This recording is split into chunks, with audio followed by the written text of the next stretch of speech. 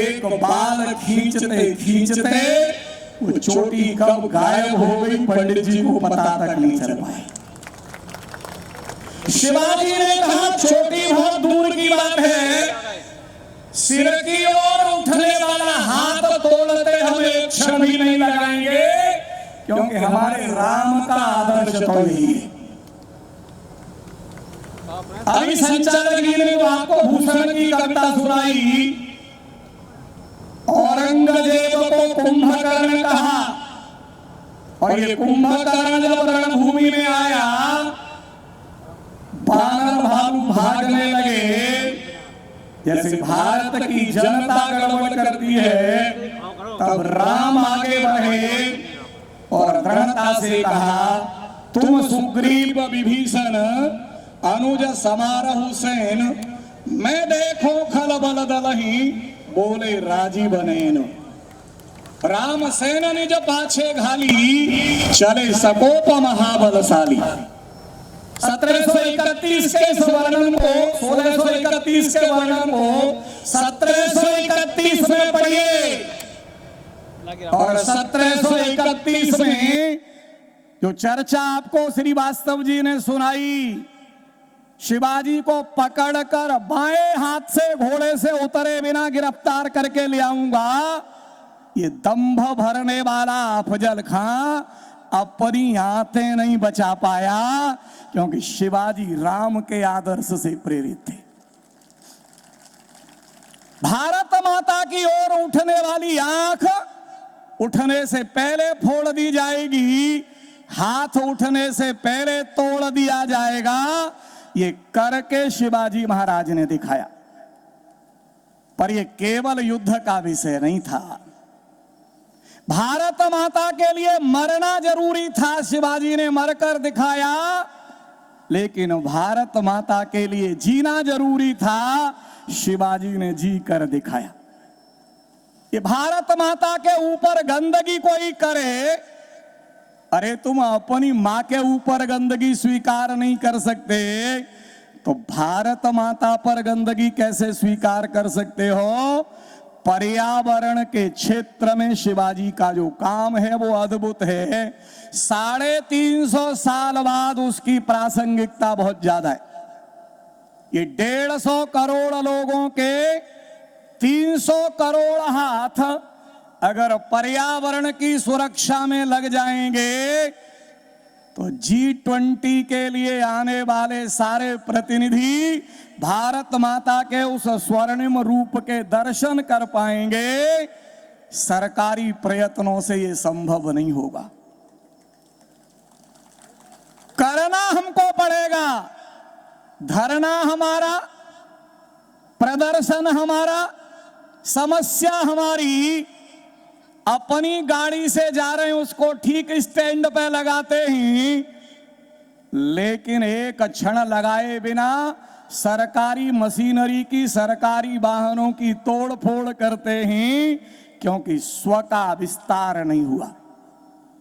ये हमारी अपनी संपदा है। और तब राजन जी महाराज आपके सामने वो विषय रखते हैं, शिवाजी भरत के अनुयायी हैं, मनाना राम को है, पर अयोध्या की संपत्ति आरक्षित छोड़कर जाना स्वीकार नहीं।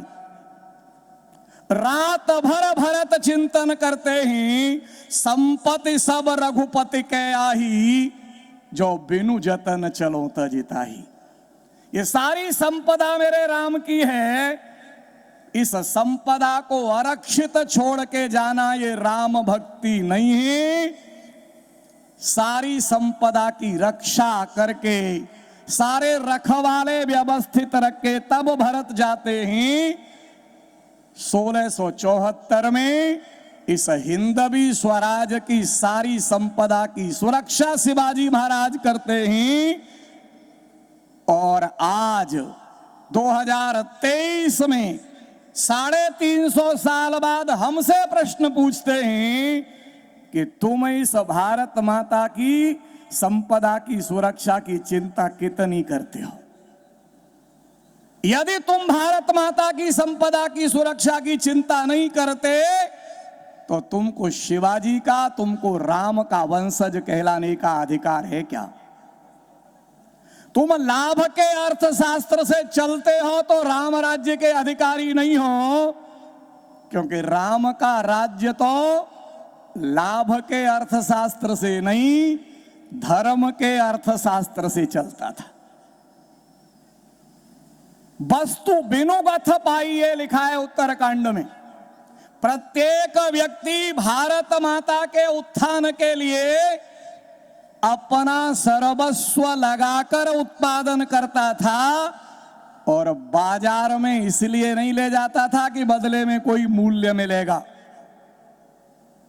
जिसको जो जरूरत है वो पाए, इसलिए राम राज्य के बारे में कहा गया, नहीं दरिद्र को दुखी न दीना, नहीं को अबुध न लक्ष्य हीना।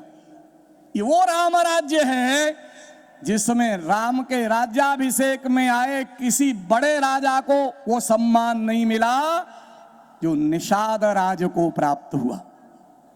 भरी सभा में कहा, सदा रहो पुर आवत जाता।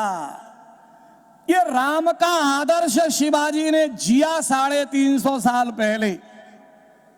एक एक व्यक्ति को जोड़ा।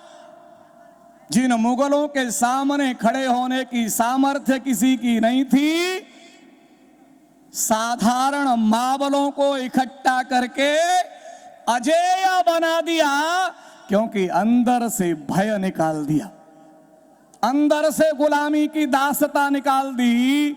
इनको कोई हरा ही नहीं सकता।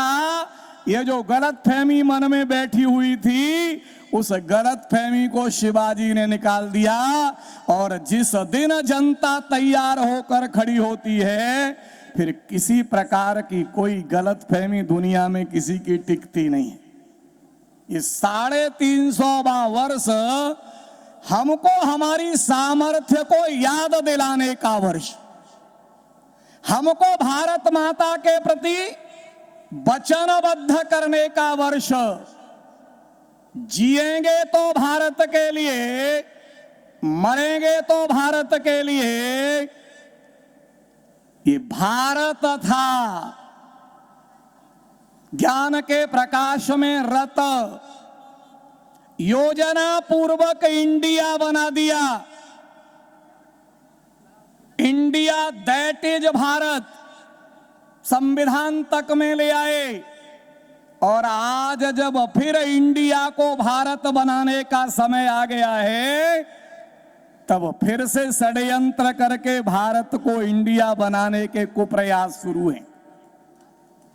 ये चिंता करनी पड़ेगी, ये भारत फिर से इंडिया न बन जाए, क्योंकि भारत वो था जिसमें समर्थ स्वामी रामदास की झोली में शिवाजी अपना राज्य डालते। ये भारत वो था जिसमें शिवाजी के मन में भी रायगढ़ के दुर्ग का निर्माण करते समय अहंकार का अंकुर होगा, तो समर्थ स्वामी रामदास पहुंच जाते हैं।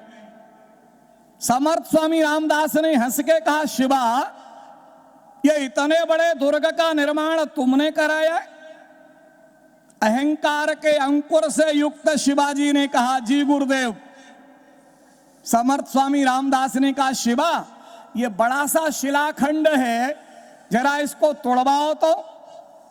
कारीगर को संकेत किया गुरुजी की आज्ञा का पालन करने के लिए। शिवाजी महाराज और समर्थ स्वामी रामदास देख रहे हैं, घन पटका उसने, शिलाखंड टूटा, अंदर से पानी निकला और एक मेंढकी बाहर आई। हंसते हुए समर्थ स्वामी रामदास ने कहा, वाह शिवा, तुम्हारी व्यवस्था को मान गए। इस शिलाखंड के अंदर भी मेंढकी के लिए पानी की व्यवस्था कर दी। शिवाजी को अपनी गलती का एहसास हो गया, चरण पकड़ लिए गुरुजी के। ये भारत है जहां गुरु एक क्षण अहंकार नहीं रहने देता, क्योंकि शिवाजी प्रेरित हैं रामचरितमानस से, जहां बानर भालुओं का परिचय कराते हैं राम वशिष्ठ जी से। पहला परिचय वशिष्ठ जी का, गुरु वशिष्ठ कुल पूज्य हमारे, इनकी कृपा दनुजरन मारी। तुम